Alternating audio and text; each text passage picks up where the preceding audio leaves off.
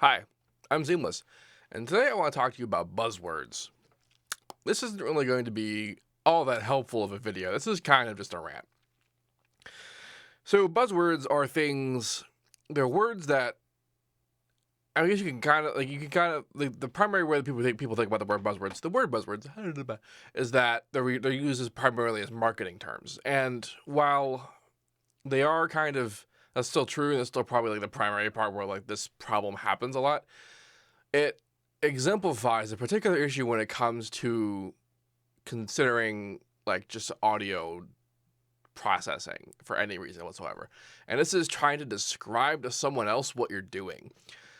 Because I could say something like, okay, um, here's a sound, and it's be, well, this one sounds different from this one. Why is this one? What is this one? I'm like, oh, well, that one has more 2K, and there's like an notch of 500 hertz. And I also I'm using some wave shaping and a little bit of compression and all that stuff. I can list off all these things that like someone who is a producer may understand. Someone who is a noob producer might not fully understand, but they'll kind of get it. But what usually ends up happening is that someone will say something like, "Oh, I want it to sound crunchier, or I want it to sound warm, or that kind of thing." And the term "warm" especially gets to me because someone and every time anyone ever wants to bring up analog versus digital or anything like that, like hardware versus synths and digital and that kind of thing, they'll say something like, the hardware has this particular like warmth to it that digital doesn't. And they're not wrong. It's just that doesn't help. It doesn't I don't know what that means. And because those words will mean something different to everyone who says them. Something my idea of what the term warm might mean does not mean what something else might mean. So if someone's like, okay, make it warmer, and then I go and I boost the mids a bit, and then it's like, nah, that's not what I meant. I'm like, well, what the fuck? And if there was a solution to this kind of thing, I feel like we would have found it already. Because I mean, the solution to this is just that everyone has all knowledge of what audio processing and things that you can do to audio, you know it all. So that when you ask somebody what kind of changes you want to make to sound, they don't say that they want it to be crunchier, warmer, or tighter, or any of that, or smoother. They say that, oh, I just want you to roll off on the highs a bit, and I want you to make the releases shorter, and I want that kind of stuff. They'll say those things. But the thing is that if they knew to say those things, they probably wouldn't be having you do whatever it is that you're doing to your stuff. And so as a audio professional, work with people who are not necessarily audio professionals, or at least not engineering professionals in audio processing professions, they're just always going to have that problem, and it just pains my soul to no end. And it is especially painful to me when people use these terms to trying to describe to me why one particular thing, process, or idea is better than another. Like they'll say why one DAW is better than another. It'll just be like, oh well, the audio engine process is better. It makes it sound cleaner. It makes it sound, or they'll just say it makes it sound better, and then not describe how. And anytime anyone ever says, and then I mentioned marketing earlier, and you go to some website for some plugin or something, and someone's be like, oh, you get this EQ and it sweetens up the sound. I was like, what specifically does it do? Tell me about this, please, because we get the idea, and then they won't have audio demos either, which would just really just grinds my gears. And it's just, and of course, from a marketing perspective, I'm not so much that they can't, because they can tell you what they're doing. They can specifically say, oh well, this EQ, reduces a bit of the phase distortion problems that happens with normal equalizers versus a linear phase or the minimum phase. That's a very technical thing, and that's also something that's they can say that with in their marketing kind of thing, because that's something that's kind of, it's not necessarily rare, but it's not usually in some kind of stock EQ plugins that you're going to find in various DAWs, at least not simply enough. So it's just being like, this equalizer is linear phase, it does different things to your phase, and here's what linear phase means, and here's what minimum phase means, and that kind of stuff. But or if a synth has particularly good anti-aliasing, like when Serum was being pushed when it first came out, Steve Duda will talk a lot about how the saw waves are like way cleaner than most other plug-in saw waves, and he didn't just say cleaner. He went and explained what he meant, and he started explaining that the harmonics were crisp and the anti-aliasing was really nice, and so that the the harmonics that you're using were the only ones that are actually there, and like it got very technical and very good. And when you have a plugin that like legitimately does a particular thing better than other plugins or DAWs or anything else, and you can just accurately describe in technical terms why it's better, then that's usually a good indicator that the plugin actually is doing what it's supposed to do. When you get the problems are when the plugin companies do not say those things, where they're saying, oh, it sweetens the sound, or like it makes this distortion crunchier, or it makes it punchier, that kind of thing, and they will just not tell you what it's doing. It's either for two reasons. One, it's so easy that if they did tell you what they did, you could just take that information and then go do it yourself. Because it's usually something like, like Sound Goodizer, for example. Sound Goodizer is kind of a joke. Sound Goodizer is a one knob plugin that you turn on and it does stuff to your sound and it makes it sound good. That's all. It's called the Sound Goodizer. At no point was that ever explained. But if it were to be explained, the correct answer for its explanation is a collection of Maximus presets, and all the things that Sound Goodizer does. If you knew and were explained individually what they are, you could do them yourself. In fact, you can do them yourself. You can go into Maximus right now, go to the presets, and go to the folder that says Sound Goodizer presets, and you have A, B, C, and D, and those would be the presets that Sound Goodizer uses by its own default. And so that's why marketers for plugins that might not necessarily matter too much, or are not in any way some kind of technically superior to other options, usually don't say that. They'll usually say the weird, vague buzzwords that, and because they're either they don't want to give away the secret, that's something so simple that everyone could be doing themselves, or they honestly, it's just embarrassing that whatever it is that they're doing that's supposedly a big deal is just too easy and it's just too stupid, and that instead of telling people about it, because they wouldn't be able to sell anything if they did that, obviously. So, and I almost forgive companies for doing that, marketing individuals for doing that, because they at least know that they're bullshitting you.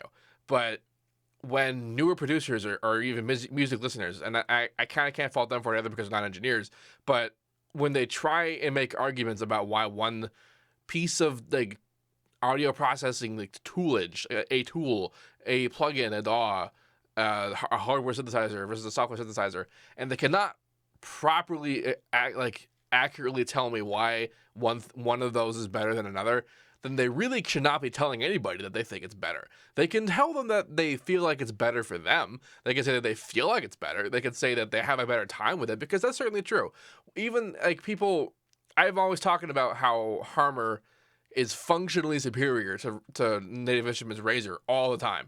But I have never told anybody not to use Razor, because Razor, for its being basically Harmor Lite, has a vastly different user interface, and for some people that's all that matters, the ease of use, not the like functional superiority, because like that's not always the priority for people's usability, that kind of thing. So like if someone were to say that like they have an easier time using one plugin over another, then that's 100% valid, because that's just their personal experience. But the second they start talking about it in terms of universal fact, when they start saying it is better than Harmor because they can do better things with it, that is not what that means.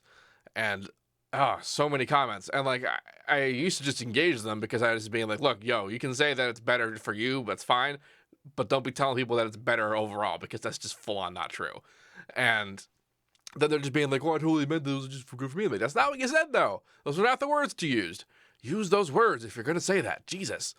And that's just internet 101 right there. People talking, formulating opinions in the face of fact. And that's just not ever going to stop. Still annoys me, though. And that's you can chalk that up to being a mistake, but there are people who are full on trying to argue that what they think, hardware is just, is going to be universally better than software. And it's usually because they think that software can't do the stuff that hardware could do. And that might have been true at one point in time, but it's getting rapidly closer to the point where no, it's not. And even if it was, you can still make the argument that hardware is easier to use just because it's a wildly different kind of interface in terms of hands-on and like doing it and plugging things in and moving knobs and all these things to get sounds that might have been really hard to do to get the sounds digitally, but you can still get them. You can still do that. It's not impossible. And just people, and yeah, so like it's still, and then people another big sort of chasm argument about these two kinds of ideas is like solid state guitar amplifiers versus tube amplifiers, and I know some people who use tube amplifiers, other people who use solid state, and when I try to, most of the time they don't really care about like the technical reasons about why it does what it does, but they'll still try and quantify it, and they'll use words like warmer and or even use tube as like some kind of a identifier about how it sounds, like that tube sound. It sounds tubey, that kind of thing, and they still can't quantify what that means. And I'm not saying that there isn't some kind of thing that tubes do that make it sound kind of tubey, but I also know that if I knew what that was in a very quantifiable terms, I could just recreate that digitally. It wouldn't be that big a deal. And like that's for me personally, that's the thing. That's the thing that gets me the most about those words is that my whole thing about all that I do all the time is usually about recreating stuff, and it's usually about making stuff. And if someone starts trying to describe to me these kinds of sounds, this is always why when I do sound design requests, I cannot take requests that are not like a YouTube video and a timestamp, because the second someone starts trying to explain to me what it sounds like with the words, it doesn't work. Because they're just being like, oh, that sound. I mean, they can give me like, it's the beginning of the drop, it's 2 beats in. They can give me that kind of thing. That's still a timestamp though. But instead of just being like that kind of like growly, evil sounding laser thing, and like, just buzzwords, and that's always going to be a problem. But I'm always going to hate it. That's always going to be something that I'm just annoyed about. Whenever anyone ever tries to argue anything and they're trying to do like, oh, it just sounds cleaner, man. It just sounds richer, thicker, thinner, faster, slower, tighter, looser, smoother, rougher, harsh, like meaty, lean. Like, all these words that I just said a whole bunch of stuff that probably meant something to you, that you yourself could probably visualize what that would mean to you. But I guarantee you it's going to be different from what that means to me. And that's their problem. As opposed to saying things like, EQ profiles, as being like, oh, I want less highs, I want more 2K, I want less 5K, I want, less, I want a high pass sub, I want, isolated drums, I want faster transients, I want faster compression, I want longer release times on some sounds, I want some reverb, I want side chaining on this one part, all these things that can equal to sounding like those words I just said, but they all mean 100% what they mean and only what they mean. And communication-wise, that is super important, that kind of thing.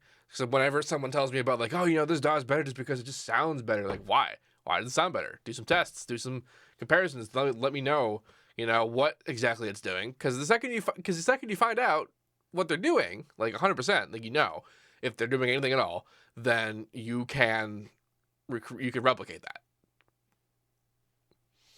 And that's always been the rub. Yeah. So, yeah. Not... As with the case of any video, most people are not really going to see all of this. But people who do see this, please refrain from doing that. Please refrain from, like, using buzzwords. I know that, like, a lot of people use the buzzwords because they just don't know how to say what they're trying to say. I try and avoid it as much as possible. I probably do it a lot. But I also know that usually when I'm saying it, I'm about to like, demonstrate whatever it is that I'm saying it's about. But if you ever try to explain something, because I'm totally fine with opinions. I'm fine with people not liking the stuff I like. I'm fine with people thinking that they don't want to do what I do, but they want they want to do what they do, and they think that what they do is better, and they think what I do is bad. I'm okay with that. That's totally fine. Especially because in the case of just about everything that I do, I know what I'm doing, and I'm doing it on purpose, and I'm doing it because I like it. And that's really most of the only reason why I do it. And you're fine. Like I said, you're fine if you hate it, that's whatever. But don't go saying that it's like quantifiably worse or it's actually like objectively bad. Because that's just not true. Because that's just nothing in music is that. No kind of art can be really quantified like that. Like, unless you're comparing it to something. And I guarantee whatever you're comparing it to is not what I'm comparing it to. And then again, there we have these differences that just cannot be quantified well. Words.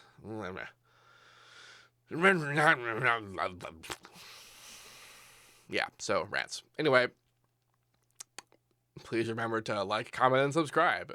And to whitelist your ad blocker on my YouTube channel so that I can get more money. Fun statistic. I started saying I started saying the like, favorite, subscribe thing once I found out a particular thing. They started allowing on YouTube analytics, they allowing us to see the difference between the views that come from subscribers and the views that come from non-subscribers. And it turns out, for me, that's about half. Half of my views come from people who are not subscribed to my channel, which is fine. That means that I have apparently some other sources of views from things that are pretty reliable. But if I put out something new, I generally want people to see that when it comes out.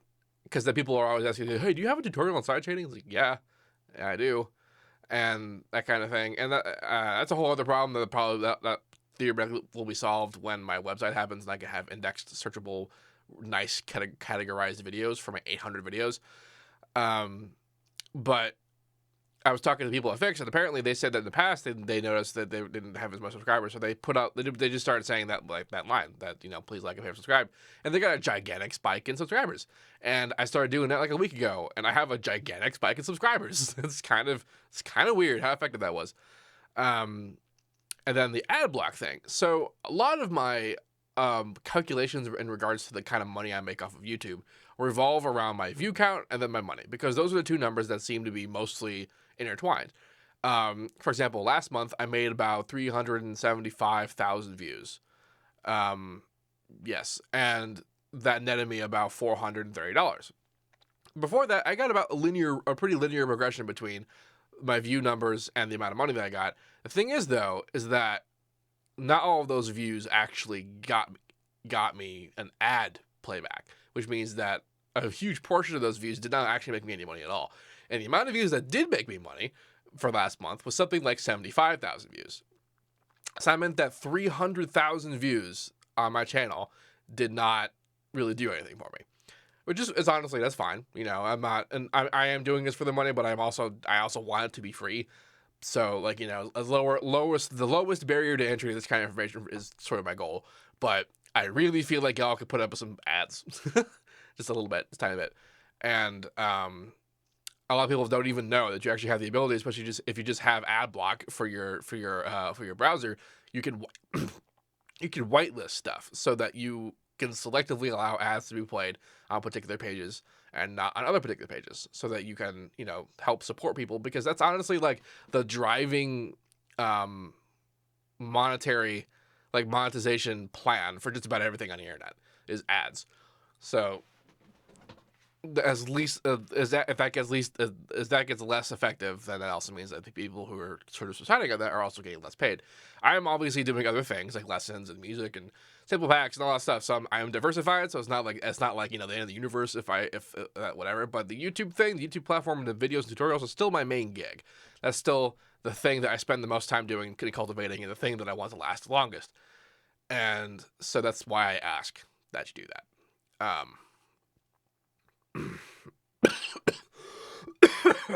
As I die. Anyway, all of that. And if you have any questions about this, let me know. And as usual, have a nice day.